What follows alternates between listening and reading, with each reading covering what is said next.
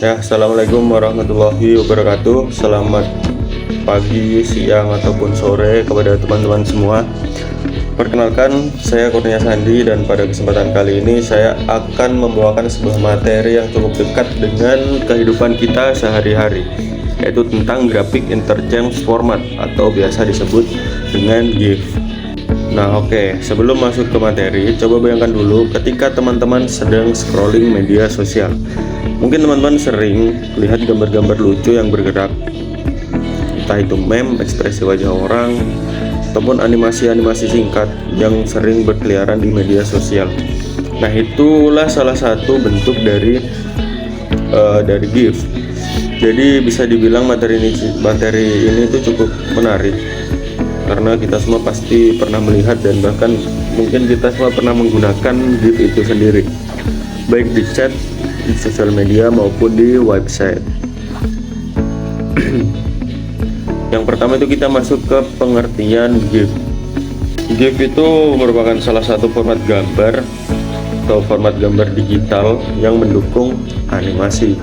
Bedanya dengan gambar biasa itu apa? GIF bisa menampilkan serangkaian gambar atau frame secara berurutan sehingga terlihat seperti bergerak. Jadi GIF itu biasa menggabungkan beberapa frame atau beberapa frame gambar menjadi satu sehingga ia bisa terlihat seperti bergerak, atau GIF itu lebih mirip dengan animasi sederhana.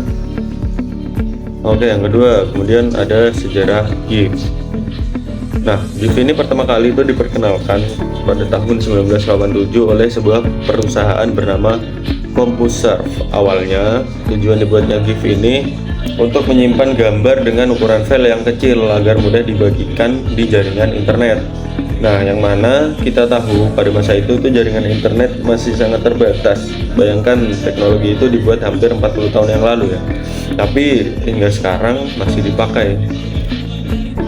Artinya GIF itu merupakan salah satu format digital yang benar-benar bertahan melawan atau melintasi zaman. Bayangkan sudah 40 tahun yang lalu. GIF itu punya beberapa ciri khas atau karakteristik.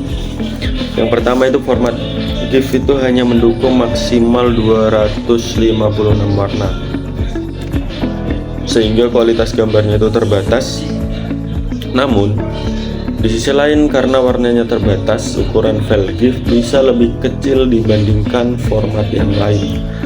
Selain itu, GIF itu mendukung transparansi. Jadi bisa dipakai untuk membuat gambar dengan latar belakang transparan seperti mirip PNG, dan yang paling populer tentu saja fitur animasi. Oke, sekarang masuk ke kelebihan dan kekurangan GIF. Jadi setiap teknologi pastinya ada sisi positif maupun sisi negatif. Kita sekarang masuk ke kelebihannya. Yang pertama itu ada ukuran file. Ukuran filenya itu relatif kecil ya, kelebihannya. Kemudian kompatibel di hampir semua perangkat dan aplikasi. Jadi GIF itu bisa dipakai di semua platform atau di semua perangkat maupun di semua aplikasi, hampir semua. Bisa dipakai untuk animasi sederhana tanpa perlu aplikasi yang berat. Adapun kekurangannya, jumlah warnanya itu terbatas, jadi kualitas gambar tidak setajam format lain.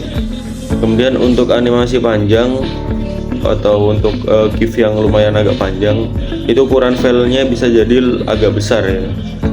Nah, kemudian tidak cocok untuk menampilkan detail foto yang rumit gitu. Kita masuk ke penggunaan GIF di kehidupan sehari-hari. Jadi kalau kita bicara tentang penggunaan GIF ini sudah ada di mana-mana sebenarnya.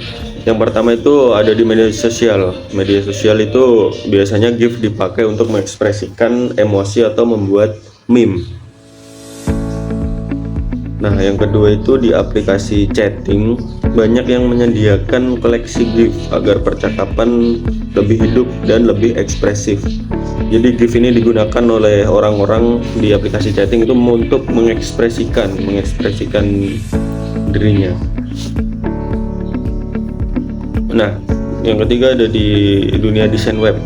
GIF ini sering digunakan untuk banner iklan, tombol bergerak, ataupun animasi tutorial singkat.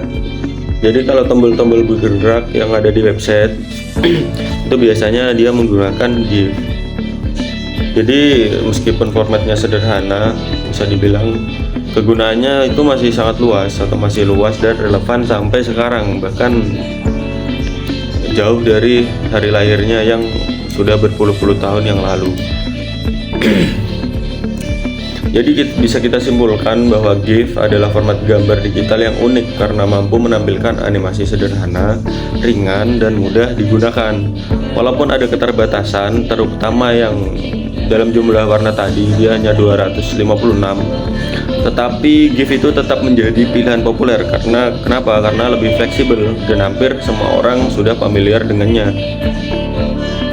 Harapan saya ya, setelah saya presentasi ini, teman-teman tidak hanya melihat GIF sebagai hiburan di media sosial saja, tapi juga memahami bagaimana format ini bekerja dan kenapa bisa bertahan begitu lama dalam dunia digital. Ya intinya begitulah. Mungkin sekian ya presentasi saya mengenai graphical atau graphic interchange format atau GIF. Terima kasih atas perhatian teman-teman dan semoga video ini bermanfaat. Wassalamualaikum warahmatullahi wabarakatuh.